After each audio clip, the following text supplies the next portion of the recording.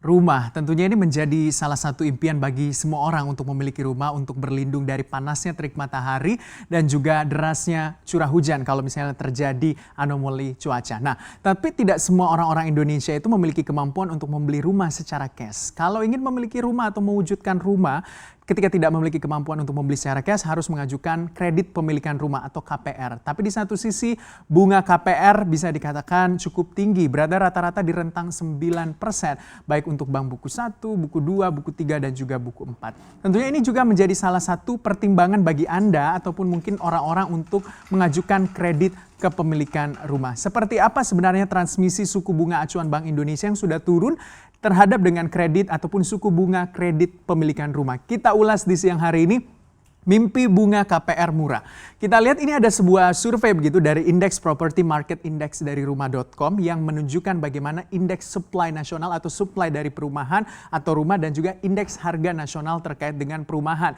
Jadi ini mengukur begitu bagaimana jumlah supply rumah dan juga harga rumah baik ketika terjadi pandemi COVID-19 di 2020 sejak Maret sampai dengan tentunya sebelum terjadi pandemi COVID-19 dibandingkan. Memang ketika terjadi pandemi COVID-19, khususnya di kuartal 2 itu suplai rumah masih tetap terus berlanjut dan di kuartal 3 naik menjadi 144,7 poin. Jadi bisa dikatakan suplainya terus berlanjut atau pembangunan rumah-rumah dari para pengembang ini terus ada. Walaupun permintaan dari pembelian rumah untuk sektor properti juga sangat tertekan karena orang-orang yang menganggap atau tidak memiliki dana lebih untuk memiliki rumah ya harus menahan terlebih dahulu untuk memiliki mimpi untuk memiliki rumah. Sementara untuk harga di kuartal 2 2020 harga properti itu tertekan karena kita tahu pandemi COVID-19 banyak orang yang di layoff, dirumahkan, bahkan banyak juga orang-orang yang meminta restrukturisasi kredit khususnya perumahan juga karena kita tahu banyak orang yang tidak memiliki pekerjaan dan harus di layoff ya. Jadi pemasukannya berkurang.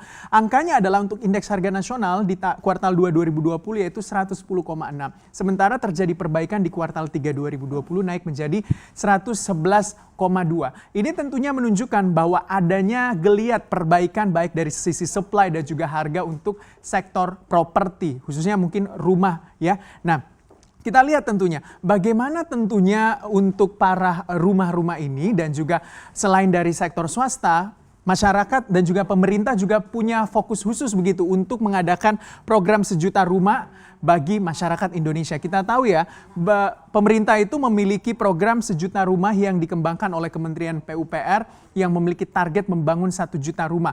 Tapi di tahun 2020 itu targetnya 900.000 unit dari 2015 sampai 2020 sudah realisasi sebanyak 777.708 unit sampai dengan Desember 2020. Nah, dari target realisasi ini sebanyak kurang lebih adalah 584.474 unit untuk rumah bagi masyarakat berpenghasilan rendah. Sementara sisanya adalah untuk masyarakat non masyarakat berpenghasilan rendah atau 193.234 unit. Mimpi pemerintah memang juga untuk menghadirkan hunian bagi seluruh masyarakat Indonesia sedang dijalankan khususnya oleh Kementerian PUPR. Di satu sisi juga kalau kita lihat Bank Indonesia sebenarnya ketika masa pandemi COVID-19 itu menurunkan suku bunga acuan itu sampai 225 basis point itu menjadi 3,75%. Harapannya penurunan suku bunga acuan Bank Indonesia menjadi 3,75% bisa tertransmisi ke suku bunga kredit perbankan, baik korporasi, modal kerja, dan juga kredit pemilikan rumah. Nah, suku bunga yang rendah harapannya bisa mendorong pertumbuhan KPR. Jadi orang-orang memiliki keinginan untuk kembali mengajukan kredit pemilikan rumah. Tapi ya tidak serta-merta itu juga terjadi ketika Bank Indonesia menurunkan suku bunga, lantas juga terjadi penurunan suku bunga kredit pemilikan rumah. Kita lihat bagaimana perbandingan suku bunga kredit pemilikan rumah antar bank. Jadi saya bagi dari beberapa buku begitu ya. Ini bank buku 4, buku 3 dan juga buku 2 serta buku 1. Bank buku 4 bagi modal inti perbankan itu di atas 30 triliun. Kita lihat ini ada Bank Mandiri di 2018 itu suku bunganya atau suku bunga KPR-nya itu di angka 10,25% di Desember 2018.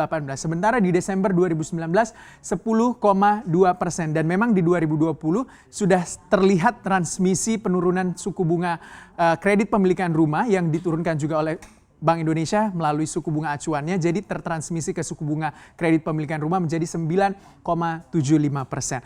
BRI juga kita lihat dari Desember 2018 9,98, tapi terjadi kenaikan di 2020 menjadi 9,9 ya. Kita lihat ini suku bunga kreditnya menjadi suku bunga kredit kepemilikan rumah 9,9.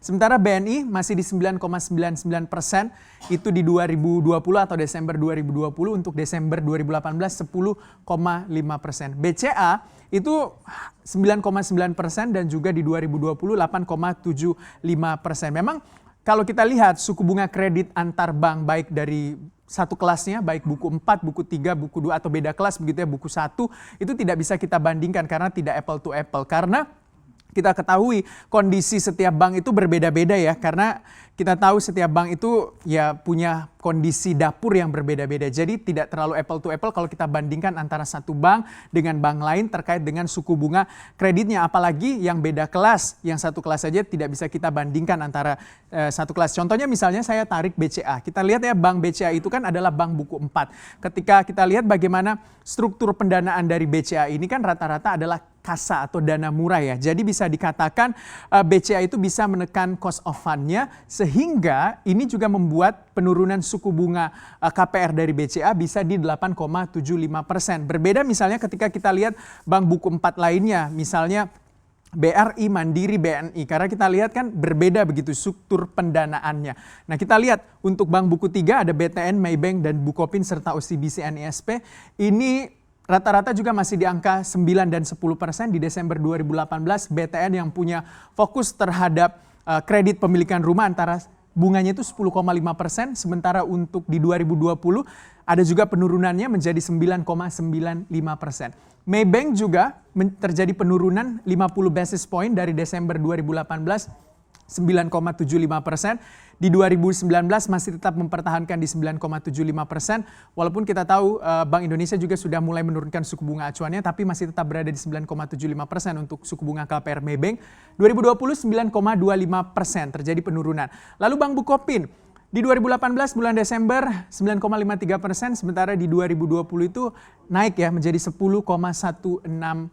Jadi itu tadi yang saya katakan, kita tidak bisa membandingkan antara satu bank dengan bank lain, apalagi yang satu kelas begitu atau sama-sama buku 3, karena berbeda pendanaannya, berbeda juga bagaimana kondisi dapur dari setiap perbankan ini. Kita lihat lagi OCBC NSP, itu di 2018 Desember 10,2%, sementara di 2020 9,75%. Kita lihat untuk bank buku 2.